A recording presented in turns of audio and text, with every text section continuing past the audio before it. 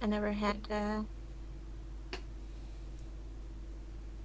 heard about the benefits of being sad, socially speaking. My default is people don't like to see me sad because, well, look, it'll make them sad. Friends are supposed to be fun. This is Quest of Life. We are a not for profit offering free online peer support groups, and this is a demonstration of a facilitated group. So keep in mind that your experience might not look and or feel the same as this streaming group. Not every group can be the same, as every facilitator is different, and so are the group dynamics. That said, if you'd like to join a support group, you can join us through questoflife.org. And if you want to support us monetarily so we can run more free groups for more people, please also do that via our website, questoflife.org. Yeah, I have no idea why it's You not guys coming ready up. to officially start? Yes. Or okay, Yes. cool. Uh, Startle. Startle. I heard myself. I heard you twice. Who did this? It What was. blasphemy? I think it was me that it just played the sound. Cool. I was checking if it was working. Good start. Yes. Cool. Yeah. How is everybody?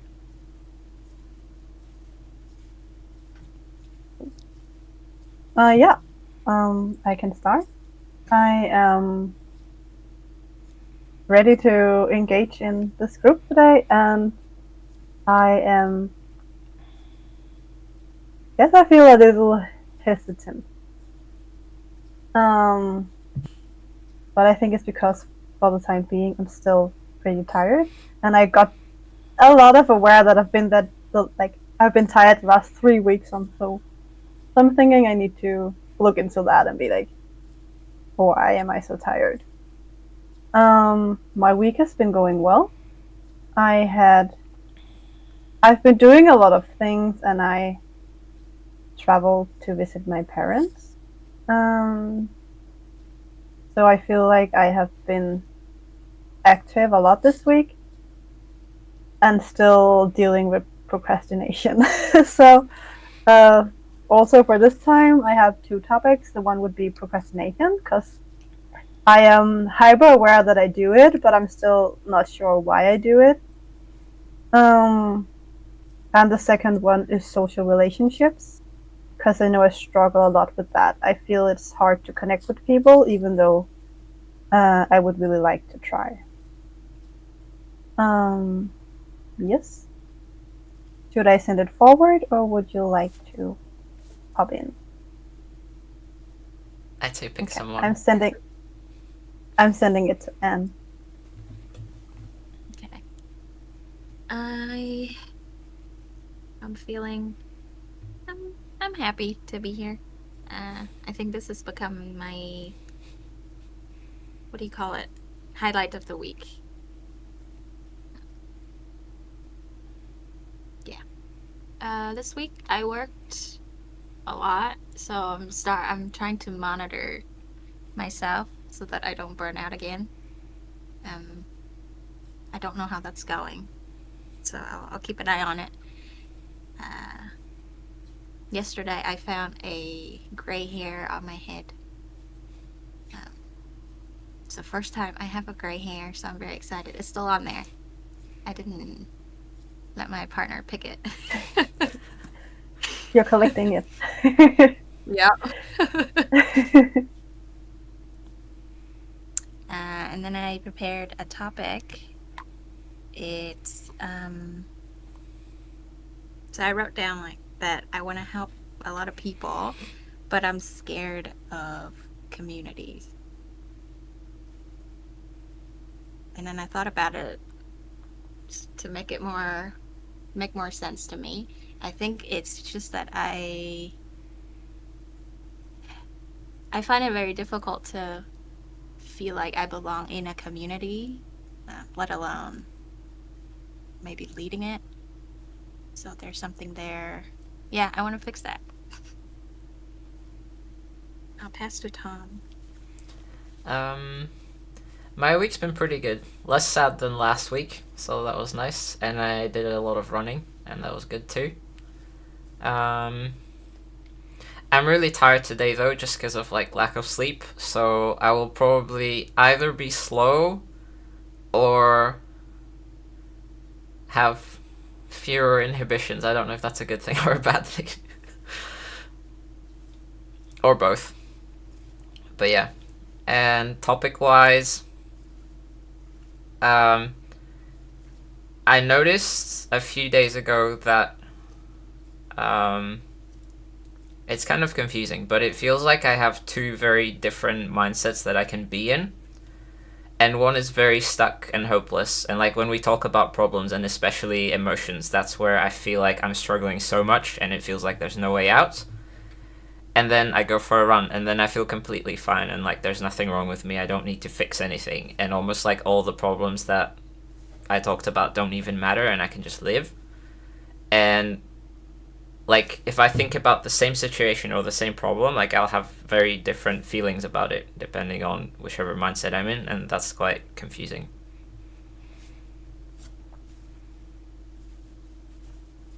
Jake, how's your week been?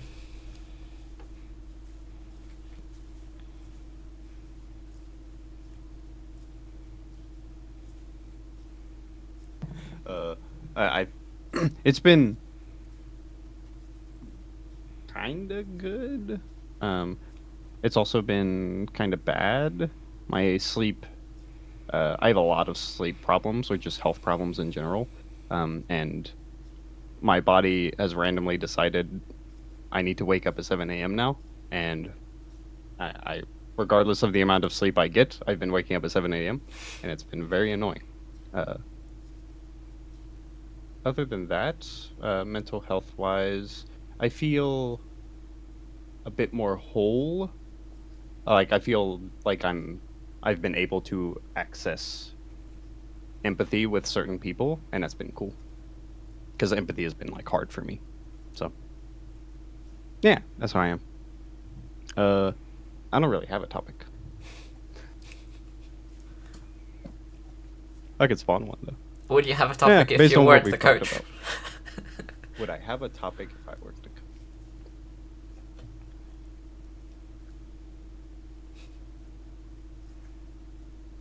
Yeah, but I don't know if it would get resolved. My topics tend to be very difficult for other people to resolve. I bring them up and then it tends to not go well. Like it's a juicy topic and the person starts problem solving and then that isn't what I want. But yeah. Yeah, that's how I am. We're gonna do a special session called Jake's challenge. You could try if you want to. Definitely one time. It I sounds am a like fairly difficult client. it sounds like it's an us challenge for like, can we not problem solve? Yeah. Yeah, that's even been something that I've brought up like several times to different like facilitators. Like, hey, I feel like people problem solve me a lot, and it like I can tell they're fighting the problem solving, and I'm like, just give me some empathy, brother. But yeah, that's how I am.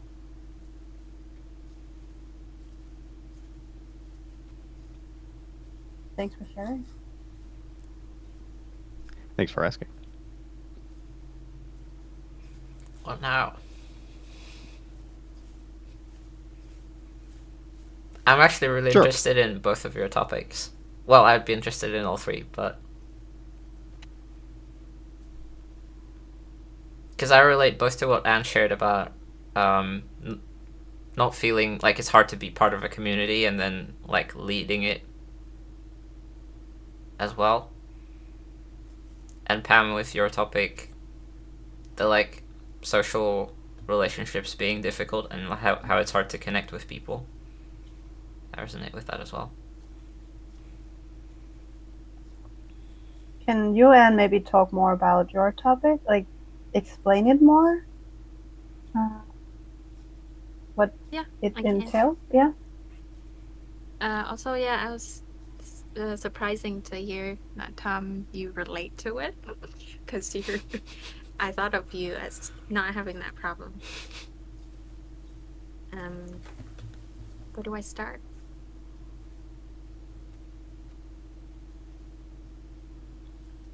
Help. Mm.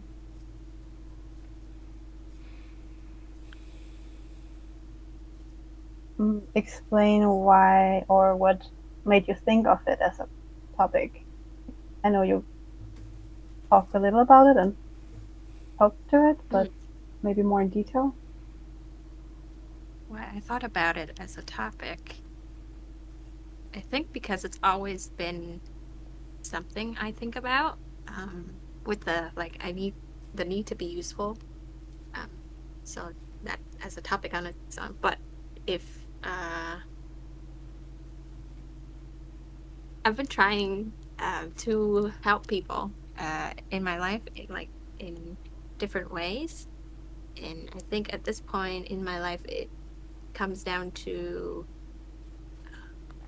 I think I realized at some point that I want to help people, but people don't know who I am. They don't even know I exist, so I can't. Like if they need something from me, they can't even ask. Um, and because well, uh, I work with like businesses, and so that in my mind, it's the one way that I've seen myself being able to create impact the most for a lot of people, besides like being a governor. Um, so I, but then I've been struggling with um, connecting with people for that purpose of like helping them. And I thought of uh, even with Quest of Life, I was thinking if it wasn't for Tom, I'd feel very scared if people start joining. Uh, I would probably shut it down. And I know it's logically, I understand now that people come because they find it useful, but feelings wise, I find it to be wrong. That's When you say if people like something starting joining, is it like volunteers or like group members? Or both? both. More, more, more the members. Mm-hmm. Yeah, I am it open feels like to talk about your topic if you'd like to. Like we dig deeper into it. okay, but then next week we'll have to talk about yours. Okay, we Sounds can good. agree to that. Cool. So let's head into it. Just continue describing. Yeah.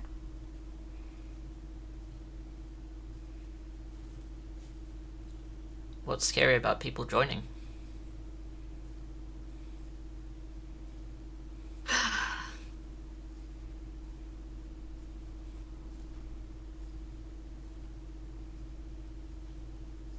The feeling is something's gonna go wrong, but I don't know what that is. It feels like whenever there's a group of people, something will go wrong. And it sounds like the stakes are really high.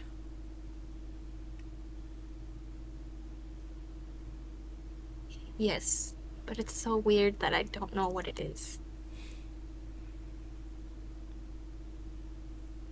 How is it in your body when you experience it?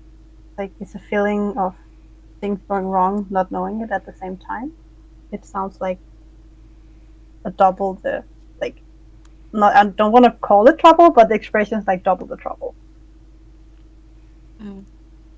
It's like knowing So something is uneasy, knowing and not knowing what it is sounds like it's accumulating.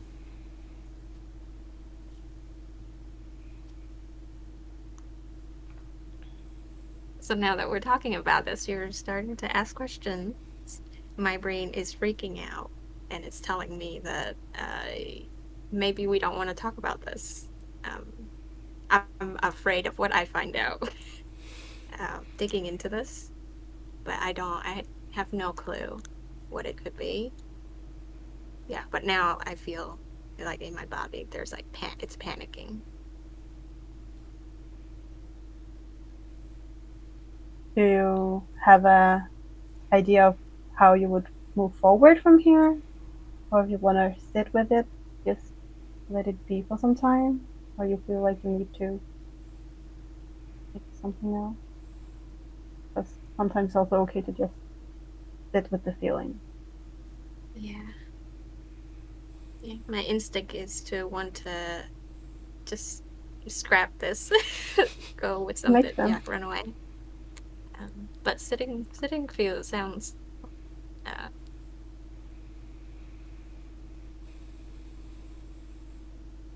it's a word I'm looking for. Sounds like it's gonna lead somewhere. Mm-hmm.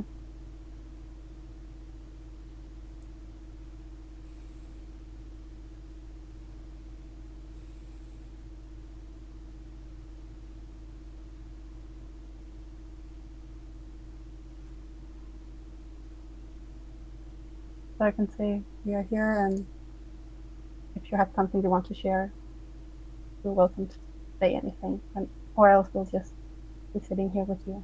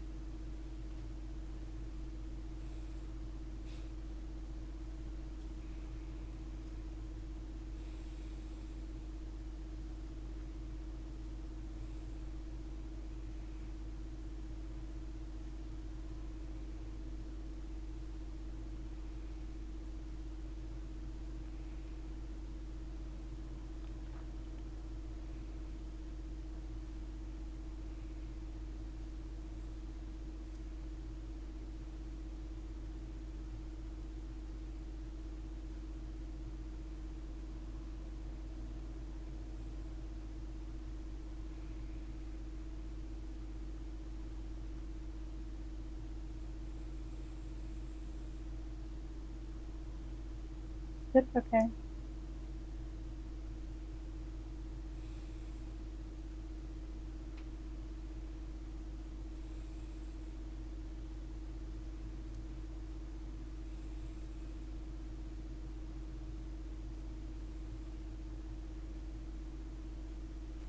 I'm hearing someone's voice. I don't know whose it is, but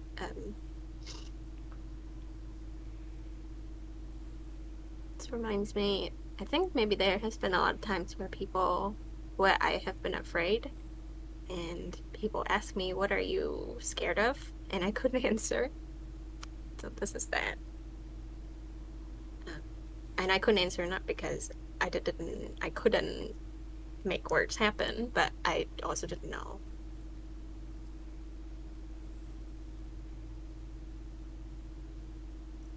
And how was that experience for you?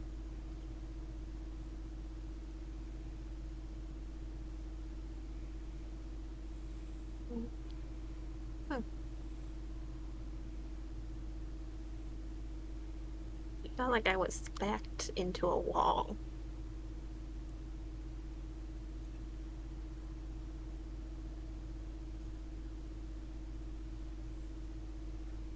Um, it was either I explain it, what what's happening, or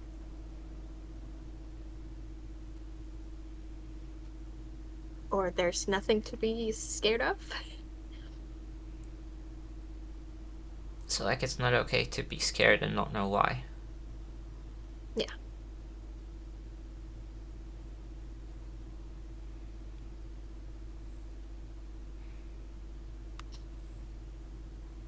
Hmm. There's a memory that came up. When I was 4, my parents took me to the beach, and we drive in Vietnam. We drive the scooter, and we arrived at the beach. I get off. Usually, my parents would follow me, but that day they didn't, and my dad pretended to drive away. Um,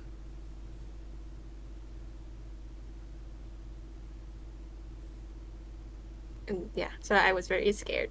And then I ran over and I tried to hurt my dad by like punching him and like squeezing and just yelling, crying, just so he would like let loose of the guests. Um, and in that moment, I was very scared because my parents was gonna leave me. But my parents were laughing because it was funny. To them, it was like a joke, like a prank.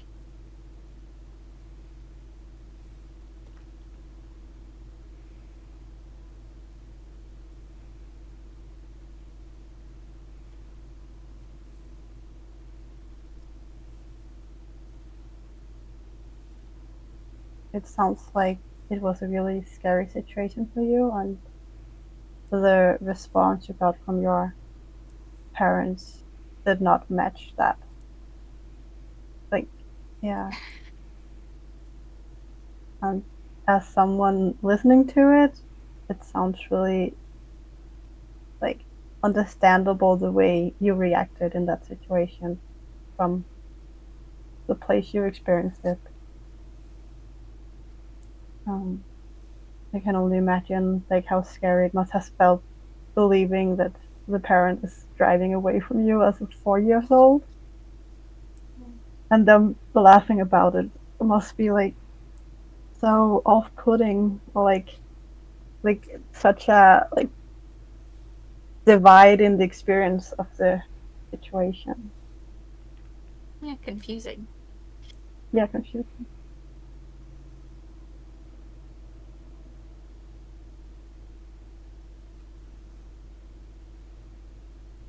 Hmm. How I've made sense of it now is um,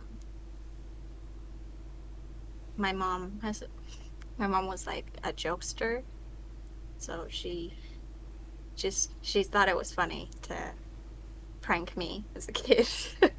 And my dad was uh abusive, so it was whenever I had any negative feelings, my dad would punish me and my mom would distract me with like ice cream.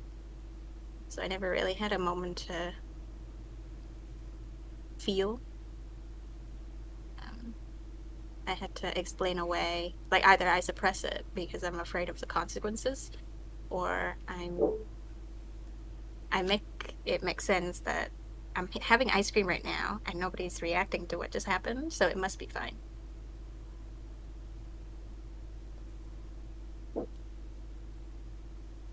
Mm. I'm gathering my thoughts for what I'm hearing because it's confusing to listen to, I think, for me. Yeah. But the more I hear, the more it also makes sense for me. Like why, or like not why, but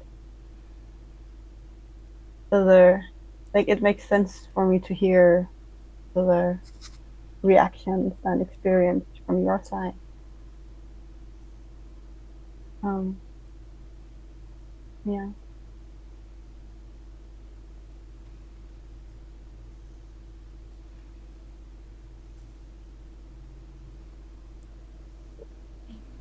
This has nothing to do with the topic I brought. Hold on. Somehow we got here. What just happened?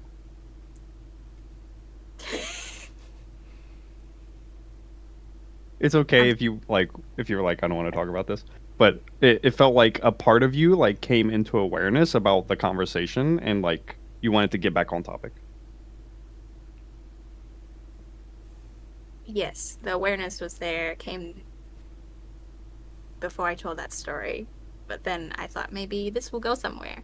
And then now I don't think this is going way further away from what the topic was. I'm afraid it would be confusing what I'm talking about. Because it's kind of related, but it's not the thing.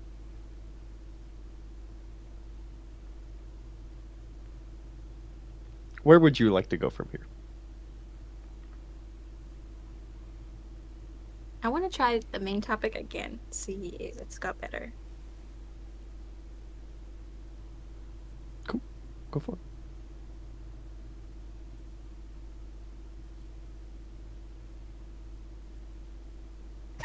Hold on. So,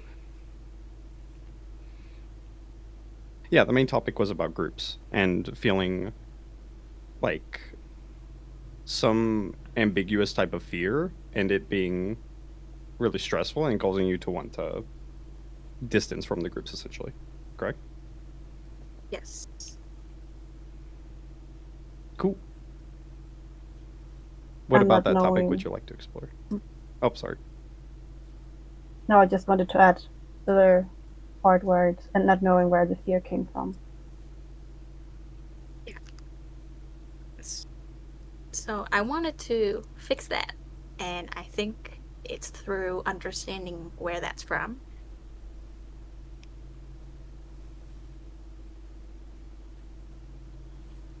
But also, I don't have a guess, so I don't know how far we can go with this. Interesting.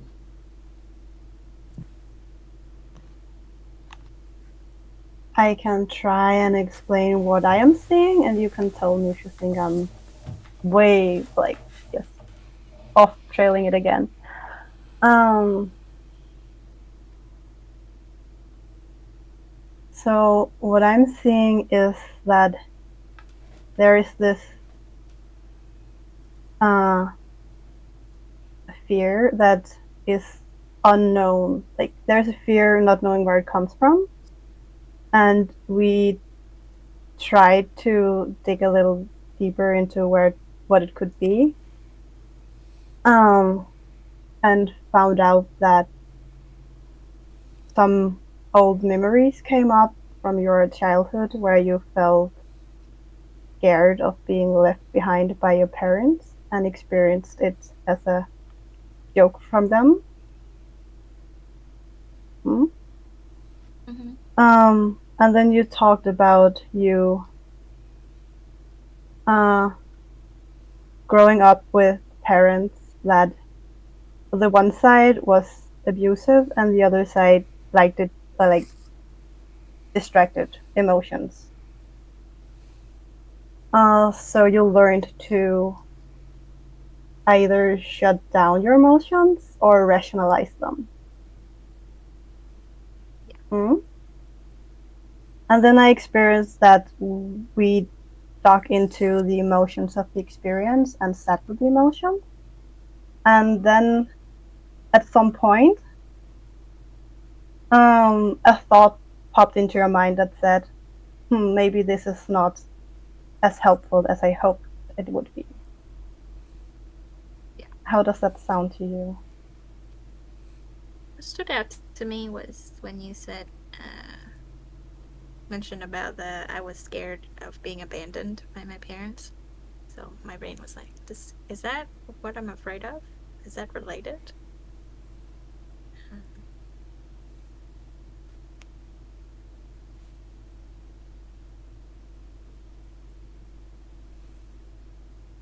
yeah. I think right now my brain is at, I'm trying to imagine if I'm in a group or if I create a group of people who somehow like what I'm trying to do and I get scared. I think it's because I don't know what they're thinking.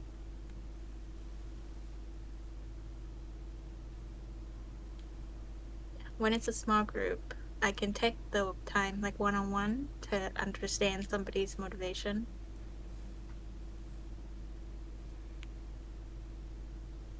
But if it's ambiguous, I have to just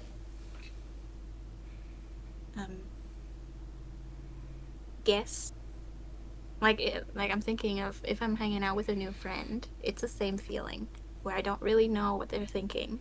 I just have to take what I've experienced and try to explain it somehow.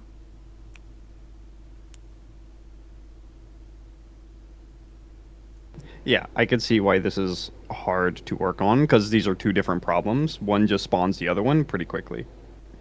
Hmm. Like there's the fear and like just you're scared of something, and then there's the like this person you don't know how they'll act, which causes a different type of fear. Hmm. I don't know how they'll act.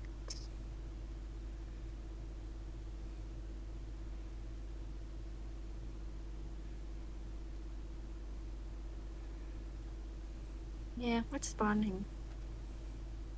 I have a question for Jake. Sure. I'm having a feeling that I need to narrow down this problem, but I don't know what to do. Do you have any suggestions? Uh, I have a question, but I don't know if you'll be able to answer it. Okay. That question is, what part of you is telling you to narrow down the problems? Is it you or is it not you? I think it's me. The problem solving me. Okay. Um, so you want to narrow down the problem, and you would like help narrowing down the problem. Yeah. Cool. What would you like from the conversation then?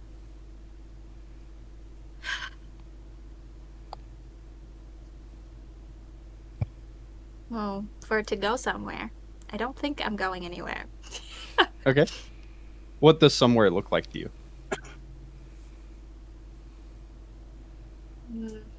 I think somewhere clear. Um, Yeah.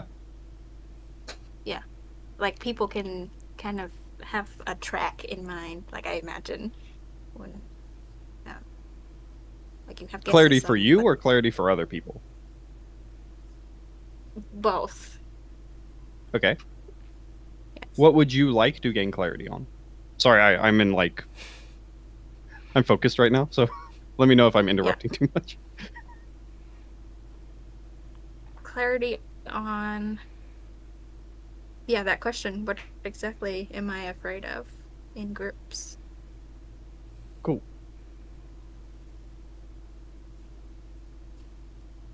Okay. So based on that data, group, how would you like to proceed? I have something to reflect back. I don't know if it's going to be useful, but um, to me it sounds like in some way it doesn't really make sense why people show up in the first place. Or maybe like it's hard to believe that they're there. Yes. Okay. It does. It tickles my brain in the right way. It is hard to believe that people are there for me. Yes.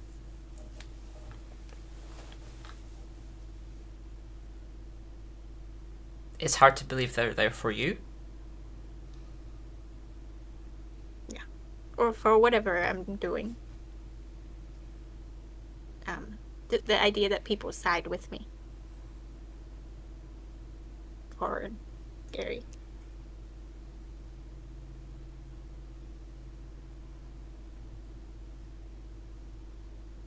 Jake, you're nodding like that makes a lot of sense to you.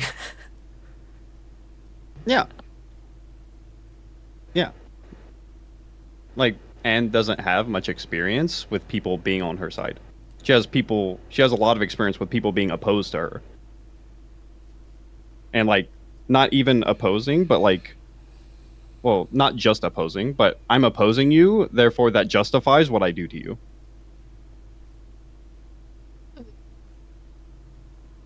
So yeah, like I think it is terrifying when people are on your side because it's just very, very foreign.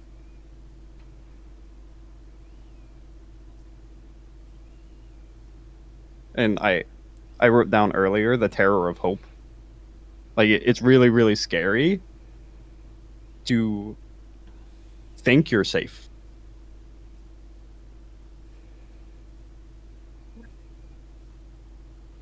Makes sense.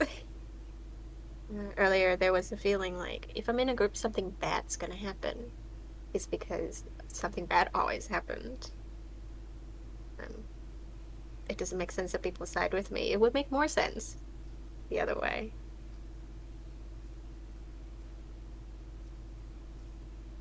Based on how I relate, I wonder whether it also feels like it's kind of just a question of time before they change their mind. Like they're just there until they realize that whatever they were expecting isn't actual, or like reality is worse. Yeah, I think that's the rationality of it. Um,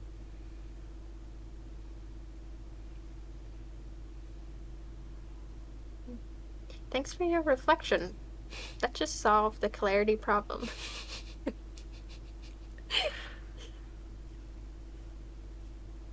When you say that's the rationality of it, I wonder is there an irrational side to it as well?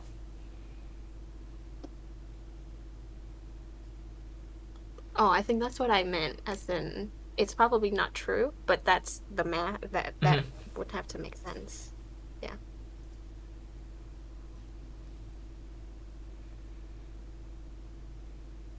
Okay, so but then that makes solving my problem harder. Because well, my brain thinks that the solution is to have positive experiences, that I am safe in a group to yeah. But then I still have to do it and be scared.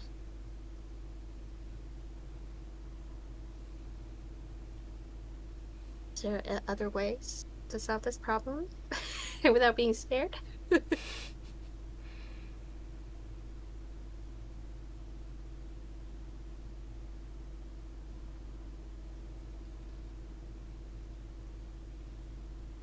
May I not answer your question slightly? Yes, you may. Okay. um, when you are afraid, how how do you interact with your own fear? Hmm.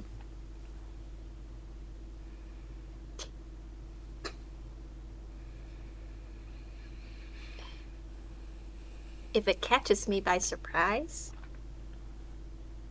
then I'll run away. I will stop whatever I'm doing that's causing that fear. If I usually I can anticipate what kind of fears will come up, and that's more manageable. I would say 60% of the time I still am able to do it scared. Yeah.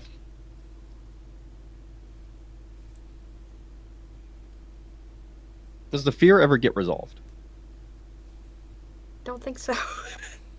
um, Okay. does it get resolved?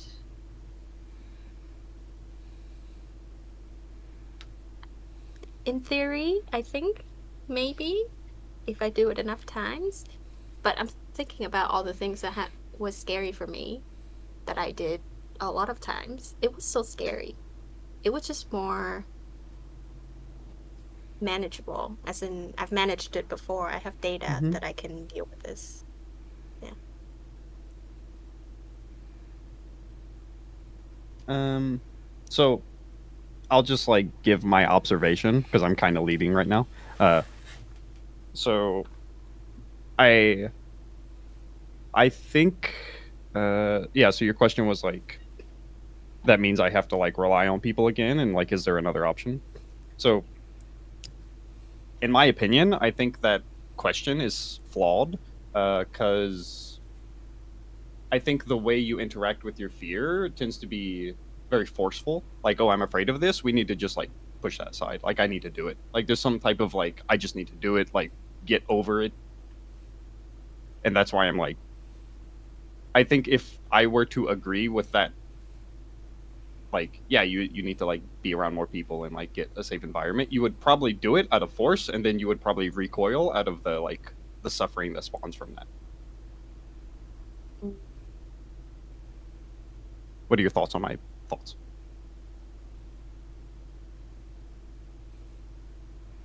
Interesting. Mm, that makes sense. In like the patterns of me not feeling scared and either, yeah, like force it away. So, like how I grew up dealing with feelings. That's kind of how it goes. Yeah, like you used the word manage a couple times, and Yeah. managing is one way to deal with emotions. Deal with, but I think another thing I was going to ask was like, how often does that fear get like treated with any type of empathy, not just from you, but from anyone? Like, does anyone treat it with empathy?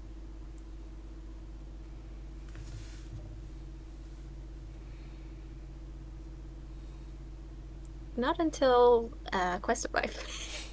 Yeah, yeah. Yeah. So even the way you approach your fear, that's also really valid because like there aren't many other ways that you know of. Mm.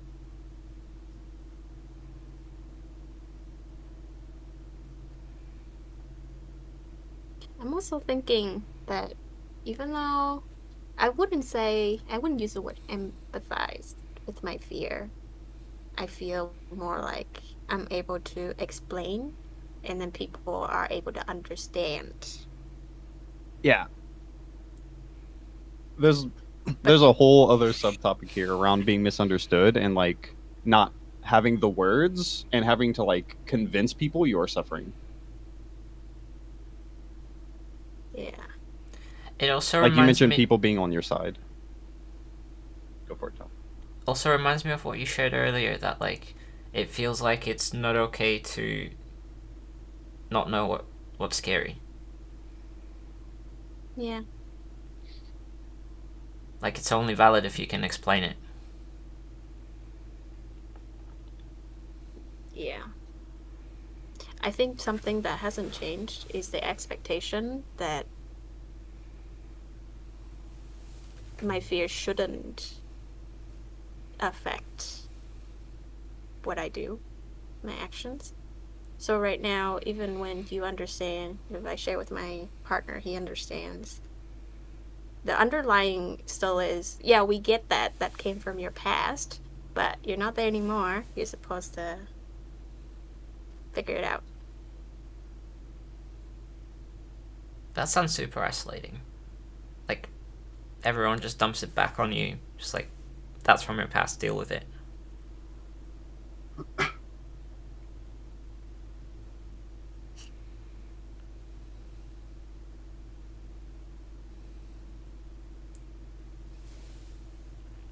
Somehow I don't resonate with the word isolating. Probably just because it's my normal.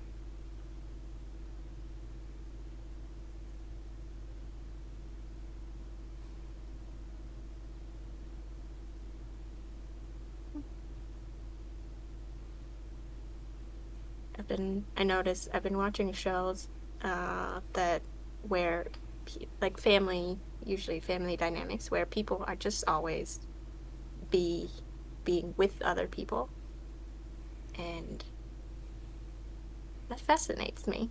That there's always someone there. Yeah.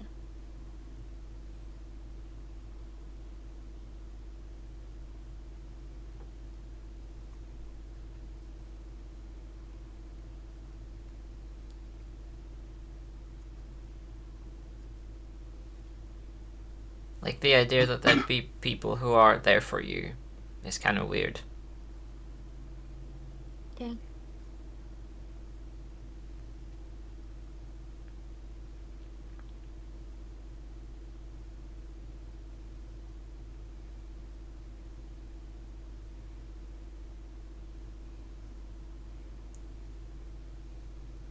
I'm trying, and my brain is trying to disagree with you by having some good explanations for why people don't care or like are not around me. Um, yeah. Go for it. How does your brain disagree? Okay. Good job, Tom. That was really good. Well, I understand that my parents were not equipped to be there for me. My culture um, is functions in a way that unless I agree with them, they can't. It's risky for them to support me.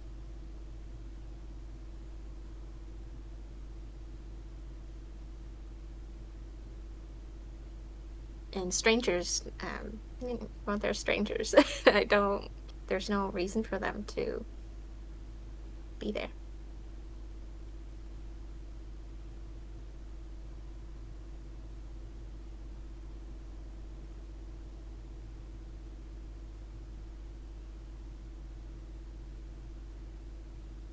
Yeah, and so in my brain, there's only two types, three groups: the friends group and then family. Usually, that's where I think people, when people think of friends and families, that's like their people, like people who are on their side, and then they're strangers. But for me, they all they are not on my side.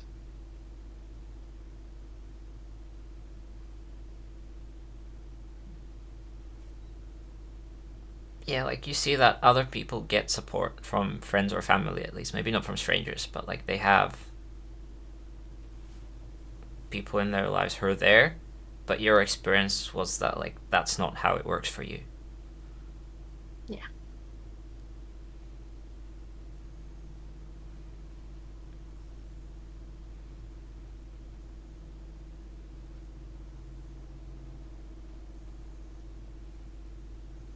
So sad.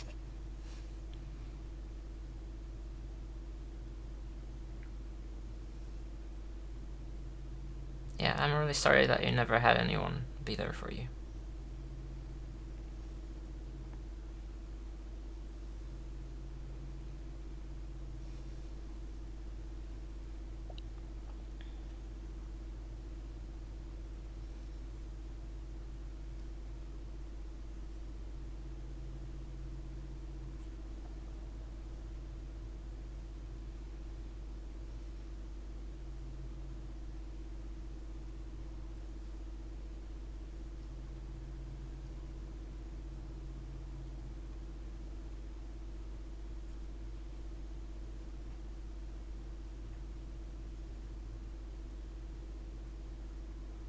My brain.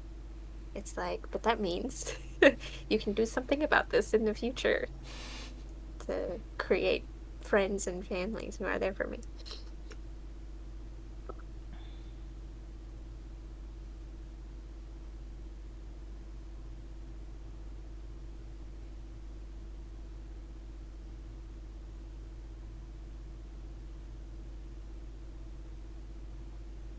I'm curious, have you ever experienced maybe like moments where you felt connected or where it felt like someone was there at least for a little bit?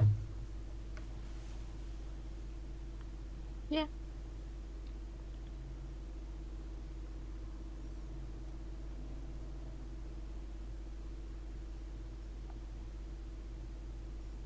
Quite a bit was since Crest of Life. But my brain still bookmarks this as temporary. Mm-hmm. I shouldn't have hope or anything that this would last. So I'm grateful for it, but I know I get what I get.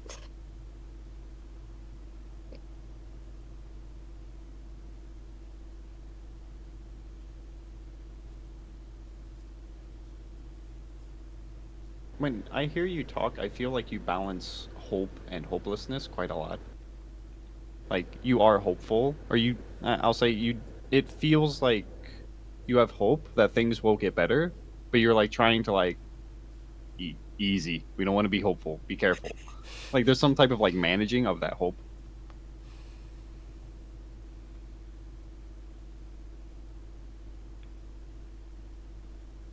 Which would make sense. In I notice I've been a skeptic. Just anything. I see other people excited about something that hasn't happened yet, and I like it. I want to get on board. I want to do it with them. But in my mind, I'm just trying to, yeah, manage that hope. Like, don't be too hopeful. It might just not be anything.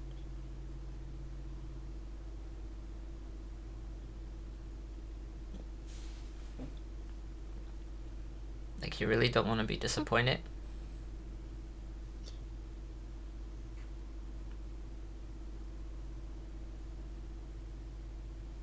Not really. By not being super hopeful, I am prepared to be disappointed. But yeah, if I'm too hopeful, then I wouldn't be prepared if anything happens.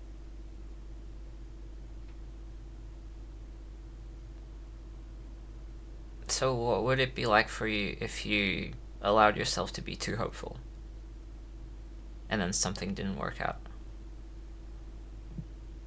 I don't think if I can, with the brain that I got now, I don't think I can allow that to happen anymore.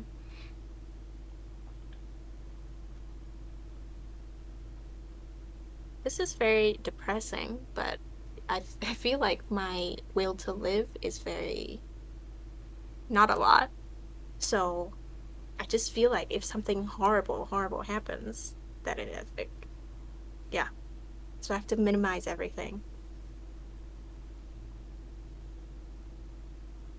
That makes sense. Like, it's not safe to take risks. Yeah.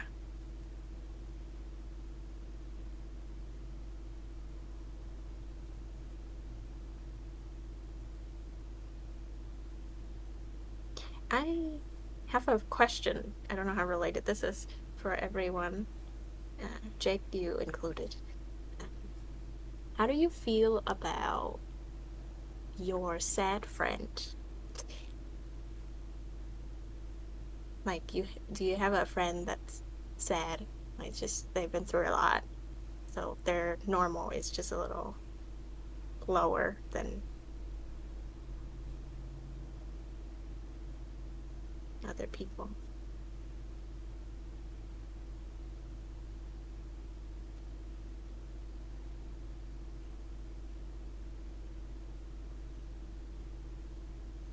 I can't explain why I asked.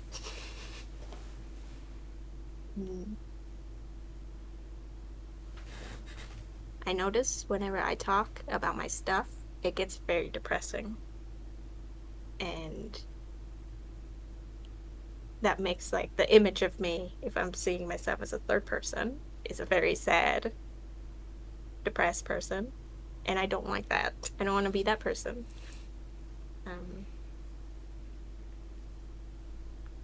And also because I want people to experience me in like a nice way. Like they enjoy being with me.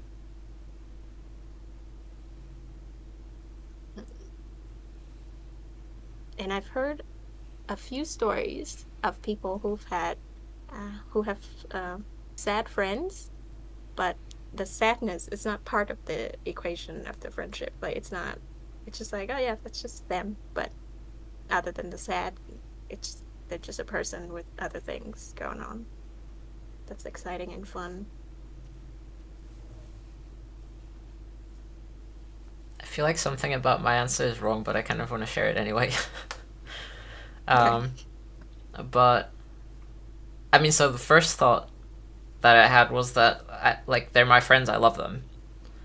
And like I think in the practical sense, there might be like I might adjust whatever expectations I have. Like maybe we hang out and spend time together in different ways than I would with some other friends. But then, and the other part is also though, and this is the one where like I don't know if that's. It doesn't matter. I'll just say it. Like I actually love those conversations because that's where I often feel the most connected, and I can often relate.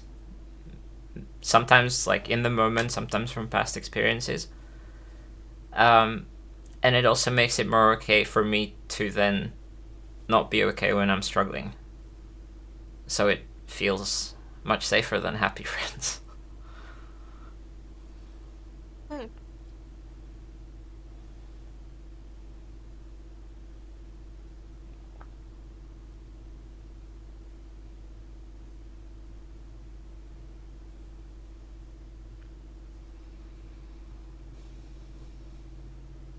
I would say I agree with the last part. Like, if they, if sad friends dare to share their emotions on how they're feeling and how they are, uh, if I can relate, I feel more connected to them and know that we share some of the struggles. Um, yeah, I think Tom worded it great. I can't quite remember the words, but like, yeah, if they can share their emotions and it's okay, I feel more safe doing the same. Um, yeah, and also it's like friends have different facets of them, so they can be sad for a period of time, whoever or whatever they experience and how they express themselves. It's like a person is never always the sad person. There are more true humans than one aspect.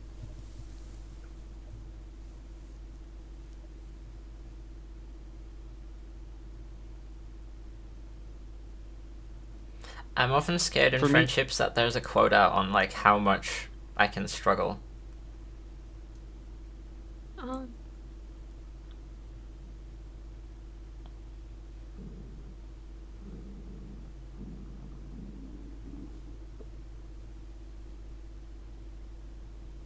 you have good one-liners, Tom. You were gonna say For me, something, it Jake. Yeah. depends on how close I am to them. Uh, like if that's my dad telling me the breakfast is done.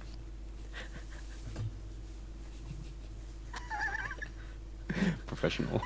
That's why I keep my mic muted. uh, yeah, it depends on how close I am to them because uh, I've definitely had people where I'm not interested in being friends, and they're really sad, and I'm like, "Uh, get out of my car. But this was years ago when I worked at Chipotle and stuff like that. Um, but if I'm close to the person, I feel um,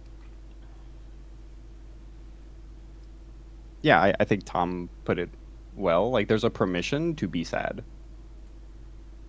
and I think that's good. It allows like a freedom.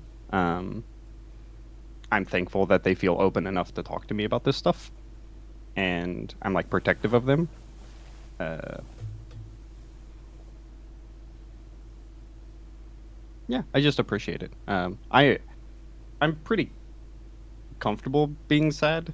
Like my favorite shows are like sad shows because I just like feeling sad and connected in that way. So I really appreciate it actually. That made me realize I have another layer to it where because I have a hard time feeling my own emotions a lot of the time, it's much easier to empathize with people. So when we have those conversations, I get to actually have feelings.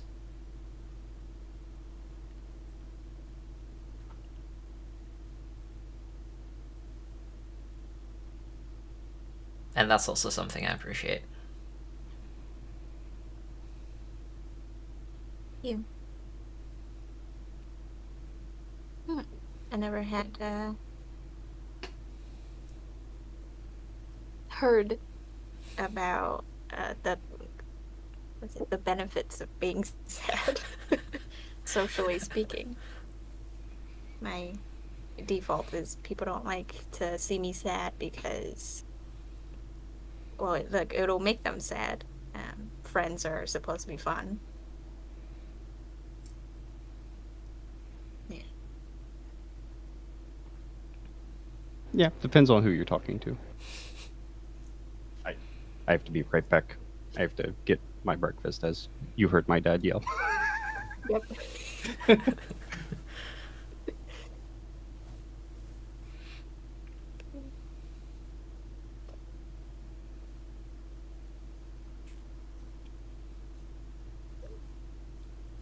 And do you have a sense of where you would like to go from here?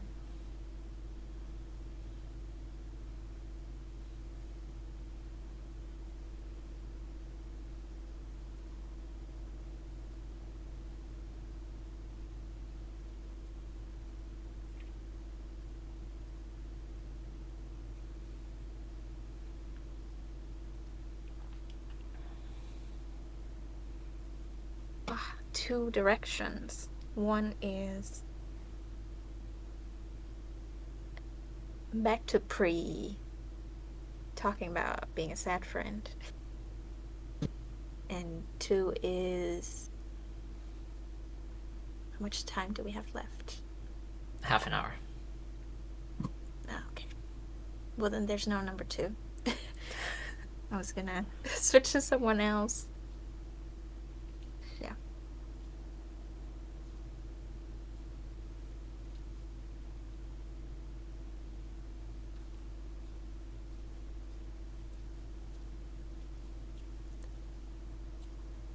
I can't actually backtrack in my mind to what we talked about before.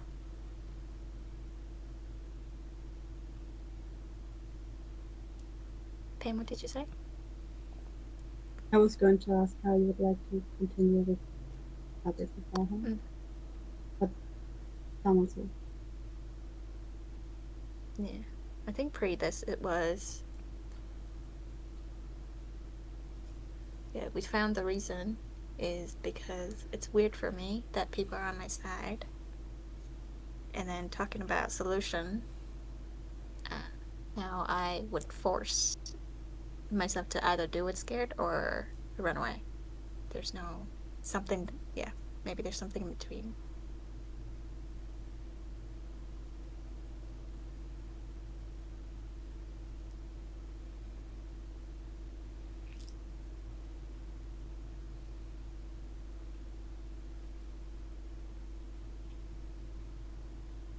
Ideally, I would like to find that spot, like the next step that I can do. Mm-hmm. So, like, you're looking for more practical solutions? Yeah. Oh, that's a problem. How to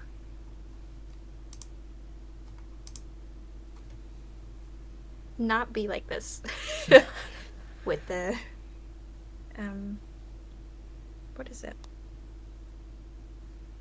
How to be with people, and I know I can't like shut my brain off when I start doubting that they're actually not on my side.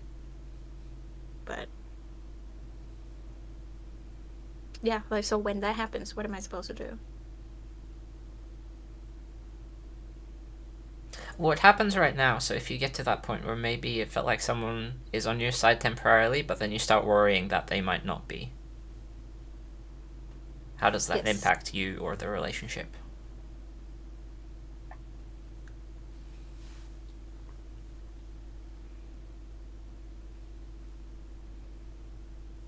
I think this is easier for me to solve in a small group or one-on-one because I would just ask the other person where they're at. But I'm thinking in a group. It would. I don't have options other than running away. Yeah, so like In this one... case, I guess. Sorry. No, you go. So, like, one-on-one, I'm hearing that you can figure it out because if you talk to the other person, you can remove the uncertainty. And then you know where they're at. But in group, like, in groups, that question is always there. Yeah.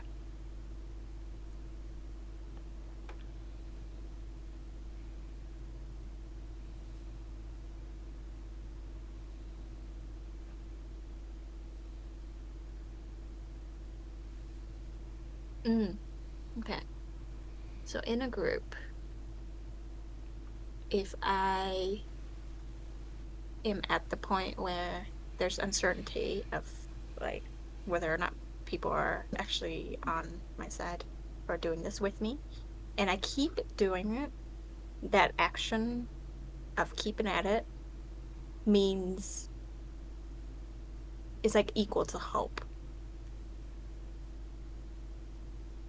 And that's not I can't do that. My brain, I already said, my brain can't do that. Mm-hmm.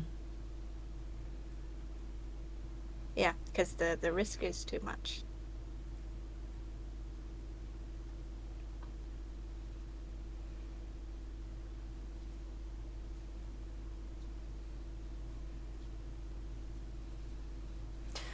Jake, to loop you in a bit, when you were away, Anne asked for like more practical, like she wanted to look for practical solutions.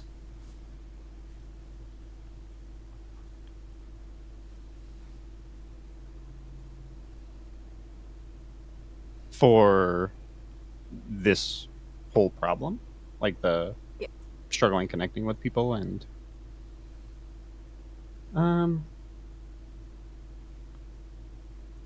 Yeah, and it sounds what like did everybody say? one-on-one she has it figured out because she can just ask the person how they feel and that clarifies and then like removes the uncertainty, but in groups that's not really a practical solution, especially if the group is big. Fair. We haven't come up with any solutions yet. Okay.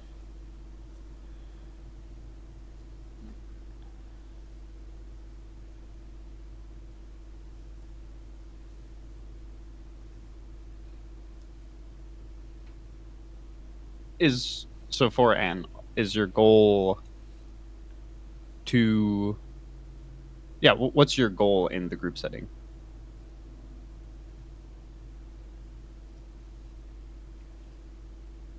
So I'm thinking of so why I wanted to solve this problem is I'm there to help people do something.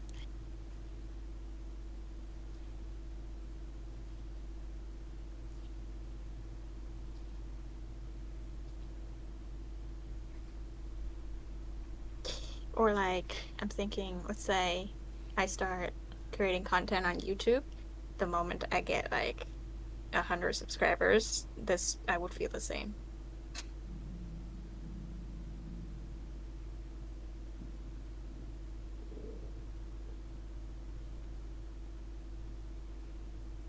That sounds like the more people are interested in what you're doing, the more unsafe it starts to feel.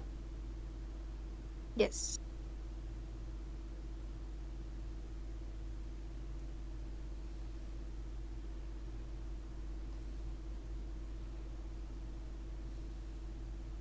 I don't think I have enough data to give a solution I would feel confident in. I think I have more data based on that reflection.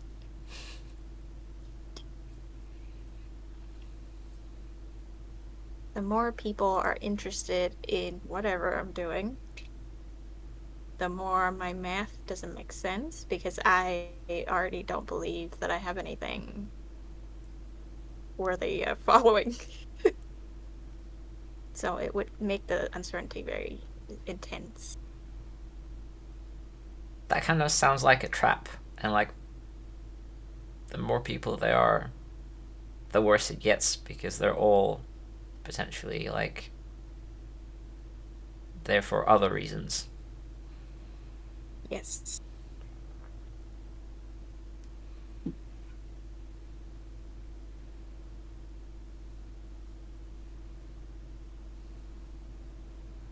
Yeah, I think uh, mm, this is a pseudo solution to this. The more you answer those questions, like why are people watching me? Why are people around me? Like if you come to actual conclusions about that, that will help. Because currently it's like I don't know, Yeah. and that's why that lack of clarity is why things are so uneasy and tense. That sounds like there is an answer to that, that you people can figure out why. I believe so.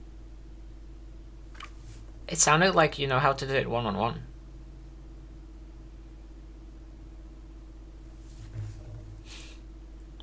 Yes.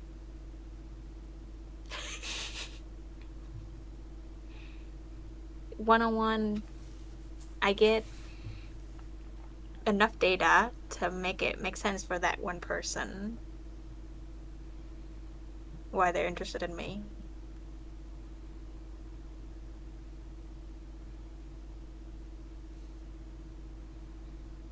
I find it impossible to generalize that.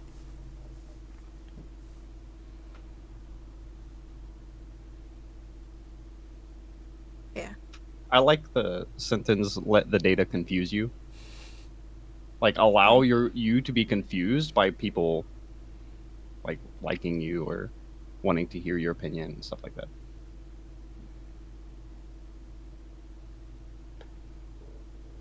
Why do you like that? Um, if you are allowed to be confused without judgment, that helps with clarity because a lot of people just reject confusion. Like I'm confused, this needs to go away. But if you're confused and you're like, I actually don't know like why 2 + 2 = 4. Let me actually like try to figure this out. Like you're allowed to be curious, which allows you to like figure things out easier.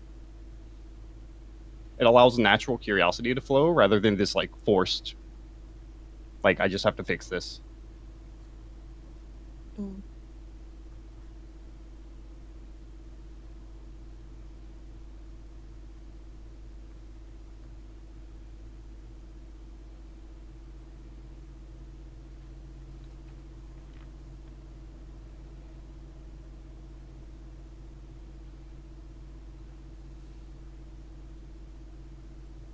I don't know where to go from here.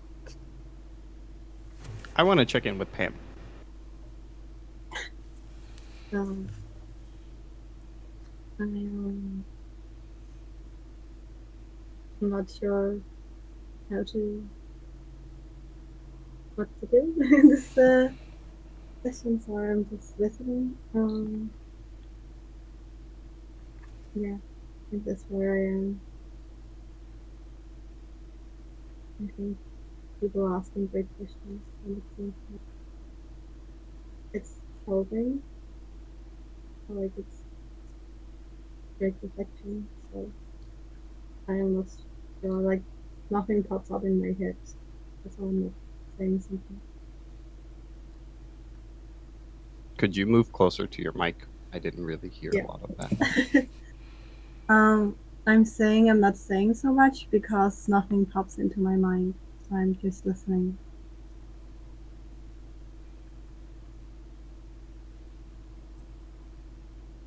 Cool. Are you feeling anything? Mm. I am feeling um, 50 things, I would say. But it's more my reaction to what I'm hearing, and it's mostly confusion, so it's hard to put into words. Sure. But thanks for asking.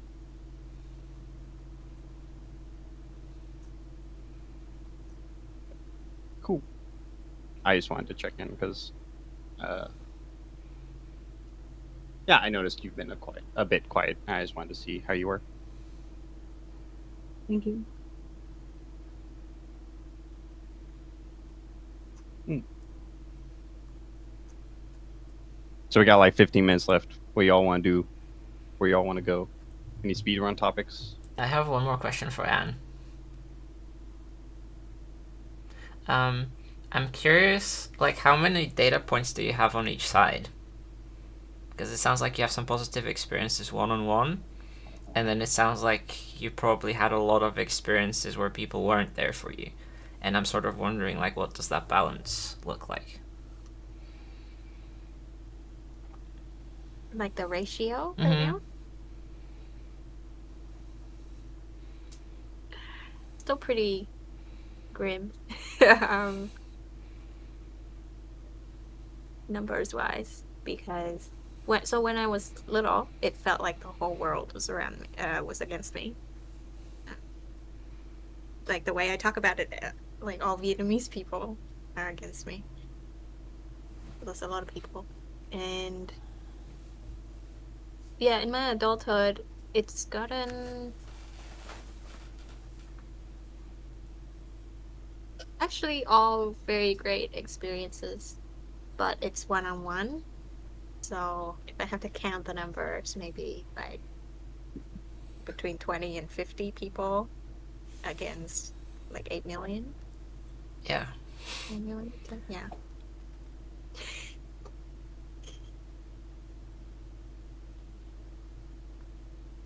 Makes sense why it would be hard to generalize those one-on-one experiences. Mm, mm, okay. That makes sense. Yeah.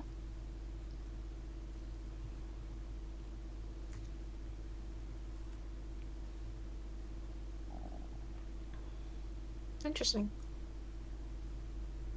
Because, like, I'm sure not all Vietnamese people are against me, but I could generalize there. And also, I think, like, negative experiences tend to have more weight. At least for me, like, if I experience something uncomfortable, it will stick in my head much more than something good.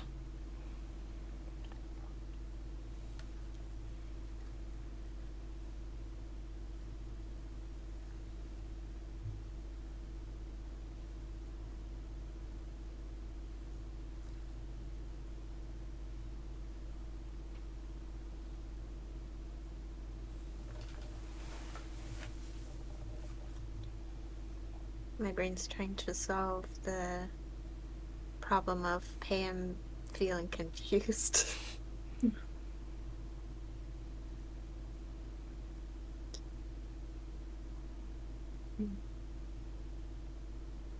I well, actually thought about why I was being confused, and I think to me it's because I'm a very emotional person, and it's a really like I'm not saying there's no emotions, but spoken there's not a lot of spoken words telling me what you're feeling. So I'm really doing a lot of work trying to figure out what you're feeling through what you're saying or your expression. Um, so I think I'm confused because for me it's hard to put it together. But it sounds to me like it's helpful for you to reflect on the logical side first. I could be wrong. Please let me hear what you're thinking, experiencing.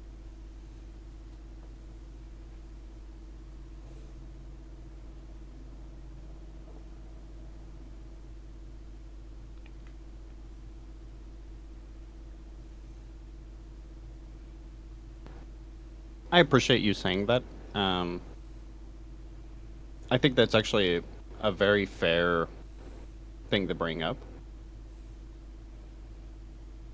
because interpreting like affect and interpreting how a person should feel about a situation, I think that's a skill that people can develop, but it isn't like an inherent skill.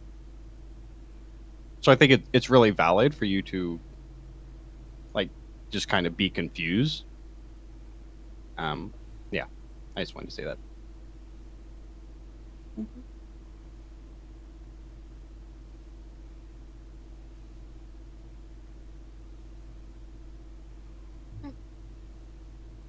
Yeah, that makes sense to me. But now I wonder, Tom, how do you make sense of it if there's no. I'm not saying how I'm feeling. Do you know, or it doesn't matter? I feel like what you're saying makes me feel your emotion, so I don't necessarily know what the label would be, but I feel like I just feel it a lot of the time.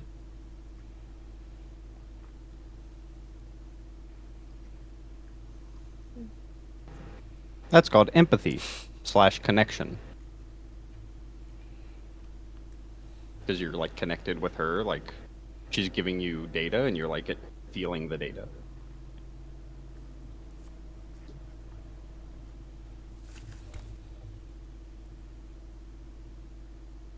Okay, I have a weird question. When we're like in the support role, not the person sharing, if like that brings up emotions, are we I don't know whether supposed to allowed to one of those two like cry with the other person?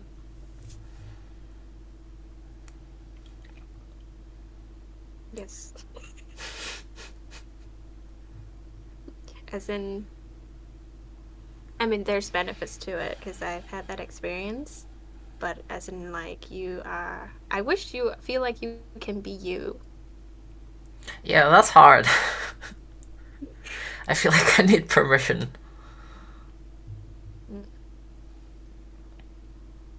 When you shared today, I don't know when, at one point I felt like crying, but it was like, I don't want to make this about me.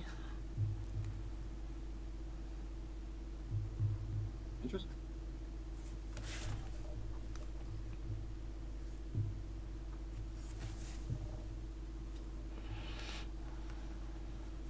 Valid.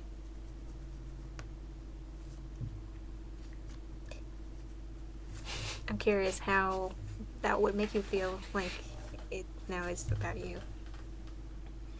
I think it's because if the situation was reversed, so like if I'm sharing something and if I can then see that someone else might be feeling more, potentially, then I have to switch roles and I have to jump in to support them.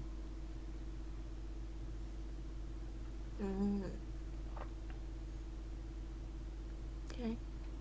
And I realize not everyone probably like feels the same way, but on an intuitive level it feels like it would be symmetrical. So like I don't want to do that. That makes sense. In my experience, when somebody else in the group shows the same feelings, I think it's okay because like you do reflective listening. It would just be like that, but emotions. Mm. Yeah. So I'll ask Tom some leading questions real quick. Mm-hmm. So a couple, I might have been 2 sessions ago, where you shared your experience and then I shared how I felt about it.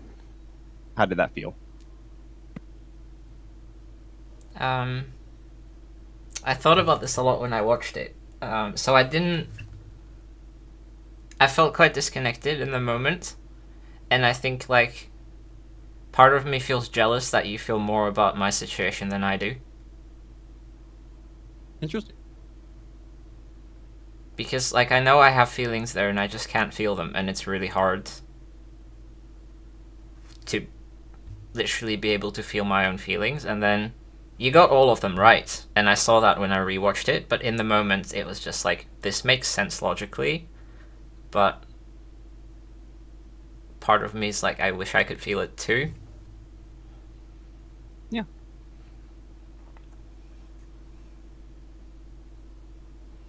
I think it's easier to have empathy towards someone else than to yourself. Usually. Yes, for sure.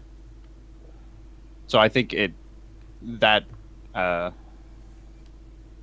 information, what you just said, makes perfect sense to me, because for me, when someone shares a scenario, I can just feel stuff about the scenario. Mm-hmm. But if I am the person in the scenario, it becomes much harder to just feel what's going on, because there's a lot more like biases activating. Like there's a lot more like rejection of particular data.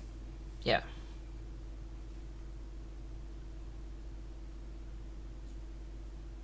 justifying like, oh, my parent, blah blah blah. Yeah. And with other people, I don't feel like I need to invalidate their emotions. With my own, there's so much going on just trying to make them go away or just not matter.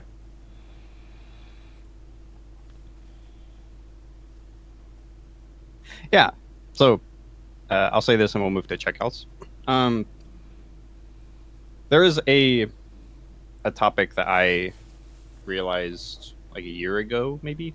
But empathy can be really triggering, and that's kind of what we're talking about, which is like you're trying to empathize, but something's like activating in you that's making it really hard to like fully connect with this person.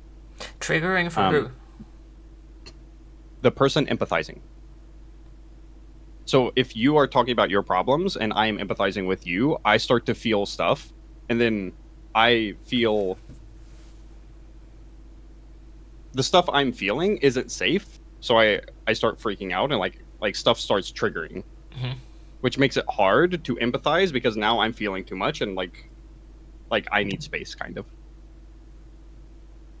But this happens a fair amount with coaches. So yeah, like it is a topic to think about or like talk about. But yeah. So I think what you said is really fair and it makes sense.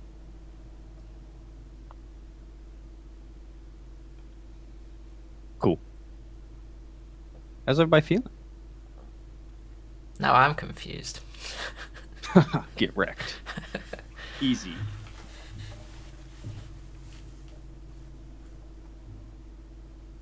Reflective listening brings up more emotions for me than empathy, I think. We don't have to go into it, I just wanted to share.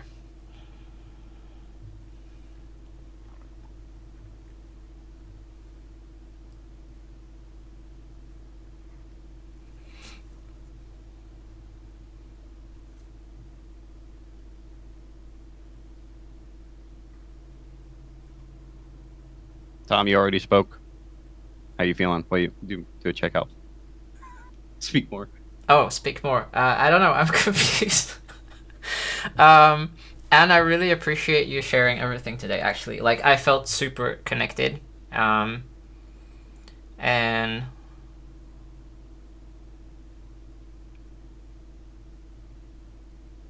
I don't know, I'm just really grateful that you exist and that you're my friend.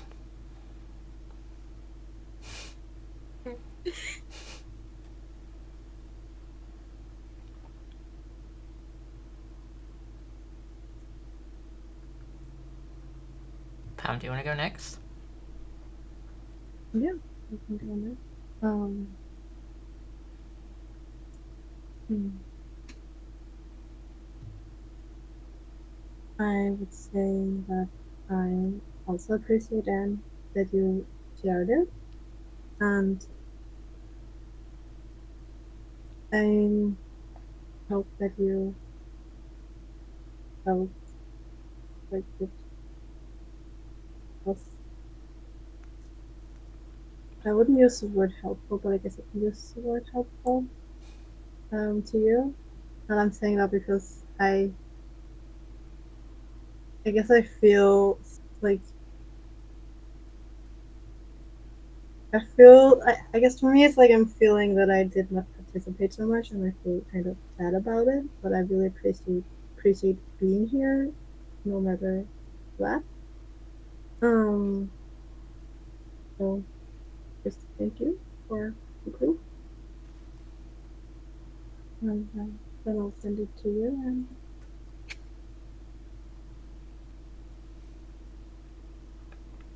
Well, I appreciate you, Pam, for the beginning when like it was weird, uh, where I was feeling things, but I didn't know why. I couldn't say anything. I was just, um, yeah. You said like make space for it. That was nice to get through that, and then, um, yeah, I appreciate everyone here to that you were here, and that you were nice. um, I think you gave me more data to make sense of why people are on my side. Even though, actually, the more data you give me, the more questions I have. But yeah, it was nice.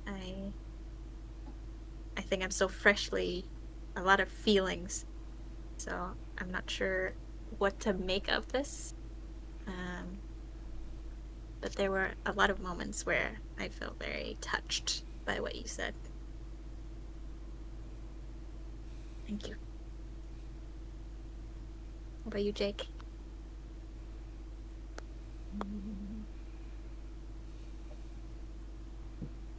How am I feeling?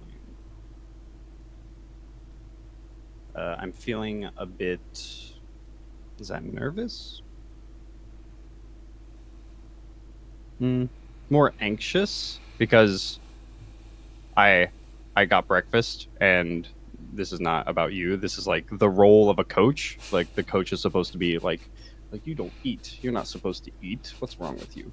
And it isn't professional, even though I hate being professional. So I feel a bit like anxious that I wasn't professional. Um, I also feel I wanted to say this earlier, but I really appreciated Pam's summarization at the start. I think you kept track of the conversation really well. Yeah, I was like, that was good. As far as the conversation in general, I really appreciate everyone's like presence and empathy towards Anne.